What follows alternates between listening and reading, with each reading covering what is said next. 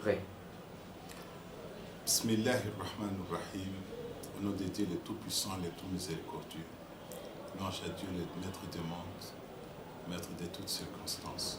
Que la paix et les bénédictions de Dieu soient sur son vénéré et exalté, le prophète Mohammed, sa famille et toute personne qui a imité ses pas. Chers frères et sœurs, je vous dis Assalamu alaikum wa rahmatullahi wa barakatuh. Que la paix de Dieu soit sur vous. Et surtout, je profite à cette occasion de présenter mes vœux de ce mois sacré de Ramadan, les mois de pardon, le mois de miséricorde, les mois de paradis, à tous les fidèles musulmans qui sont en train de jeûner ces mois sacrés. Je ne manquerai pas non plus, avec beaucoup d'amour, de présenter ces vœux à Sa Majesté le roi Mohamed VI, que le Tout-Puissant l'assiste, sa famille et tous les peuples frères du Maroc qui sont en train de participer à ce mois sacré de Ramadan. Nous sommes tous de croyants et tout ce qui nous arrive à chaque instant, nous disons louange à Dieu.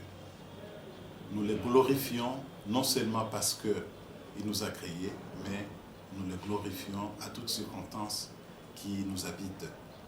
Voici le monde actuellement vit une période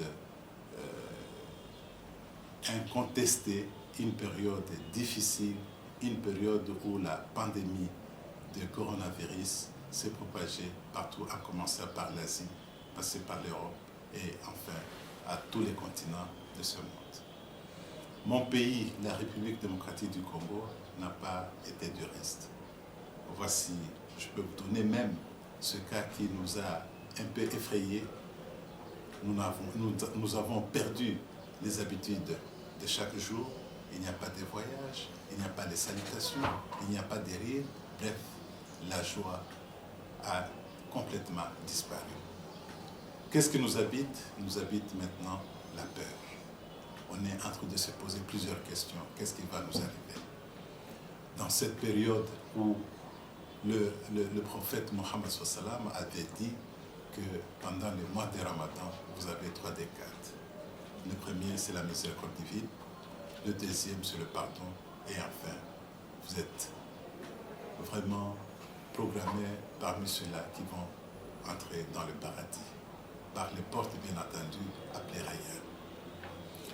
Donc, dans notre pays, la République démocratique du Congo, selon les informations du ministère de la Santé, voici, c'est plus de 1169 les gens contaminés et il y a eu au moins plus de 51 décès et aujourd'hui nous sommes en train de patauger au moins 1148 déjà guéris et nous pensons que le chiffre est en train de s'améliorer au fur et à mesure. Donc nous implorons le Tout-Puissant, comme c'est lui les grands guérisseurs, les grands des médecins, les plus sages, les plus intelligents, de doter à l'homme qu'il a créé cette intelligence pour trouver au moins le médicament qui va sauver le monde, qui va sauver l'humanité. Donc je parle ici au nom de la section République démocratique du Congo, de la Fondation Mohamed VI, des oulémas africains. Donc nous passons dans une période où nous sommes dans la miséricorde, nous sommes dans le pardon, nous sommes dans le jeûne, nous sommes dans la pratique spirituelle, mais en même temps il y a la pandémie de coronavirus qui nous attaque, qui attaque l'existence de l'espèce humaine, qui attaque, je pense et je l'espère, l'espèce aussi animale. Mais alors nous disons que rien ne peut arriver à l'homme si Dieu n'a pas souscrit cela dans son destin. Ceux qui vont partir, ils sont déjà partis. Ils partiront, ils partent. Mais ceux qui vont rester en train de glorifier les Tout-Puissants, en train de les glorifier, en train de les louer et en train d'être reconnaissants envers ses bienfaits. Chers frères et sœurs, nous voici pendant ce mois où nous sommes dans les dilemmes entre la miséricorde, entre le pardon, entre le paradis et la pandémie qui vient décimer l'humanité. Et c'est une épreuve que nous disons à cela, à quiconque qui a cette croyance, qui a cette conviction à Dieu qu'il existe. Donc Dieu sera avec lui et il va intervenir dans tout son parcours. Donc voilà, je vais essayer d'épingler aussi parmi les bienfaits de Ramadan. Nous avons marqué, n'est-ce pas, la chaleur de ce mois sacré, la solidarité. Nous avons marqué la chaleur de ce mois, les prières de Taraweh. Nous avons marqué la chaleur de ce mois, les iftar, donc déjeuner ensemble, la chaleur familiale, la chaleur de la famille spirituelle. Mais néanmoins, nous restons toujours convaincus que Dieu ne fait rien à l'homme, sauf cela doit être bénéfique pour sa vie. Et pour notre croyance et pour notre conviction, nous sommes sûrs et certains que Dieu est capable de tout. Comme cette maladie a commencé, nous sommes sûrs et certains qu'elle va disparaître aussi par la miséricorde divine. Donc je disais parmi les bienfaits de ce Ramadan que nous sommes en train maintenant de bénéficier individuellement, soit dans une famille bien donnée. Nous disons louange à Dieu. Louange à Dieu.